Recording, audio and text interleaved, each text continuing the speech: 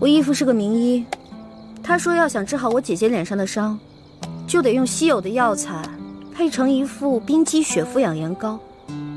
但我们家比较穷，这些药材一直凑不齐，所以我就想啊，什么时候能把我姐姐脸上的伤治好就好了。我姐姐可是个大美人儿，但就是因为脸上的伤让她变得很自卑，所以我希望我能早日帮她配齐这些药，治好她脸上的伤。所以你刚才不跟着那辆马车出宫，不是为了进御膳房偷吃东西，而是为了找太医院，去找那些能治好你姐姐脸上伤的药。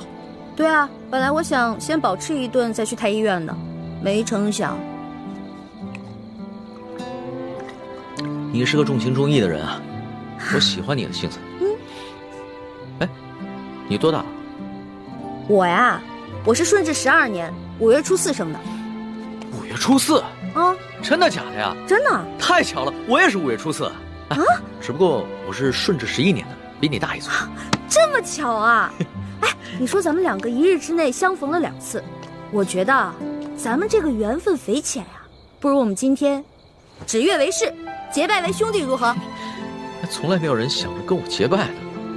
不过我以前老看古书上说，那些古人们结拜好像挺有意思的。当然了，我也一直想这么做来着，可惜一直没有遇到合适的人。既然你我这么有缘，那就结拜吧。我长你1岁，我做大哥，你是小弟。哎，不行不行，岂不闻古人有云，文道有先后，术业有专攻。咱们既然结拜，就不能以庸俗的年龄论长幼，咱们得看谁的见识广，本事强。刚才你也说了，我的见识广，本事强，所以我是大哥，你是小弟。这也行啊？当然了，如果你觉得不行的话，再来打一架，谁赢了谁是大哥。不打。行，居然还有人想当我的大哥。行，你是大哥，我是小弟，好了吧？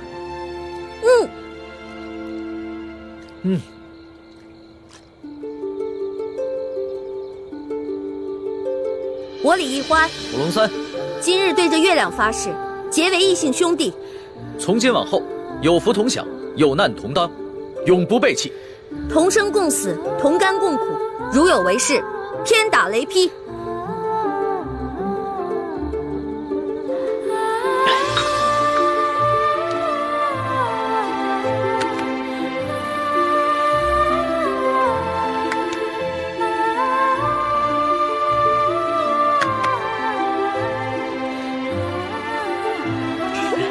大哥请，小弟请。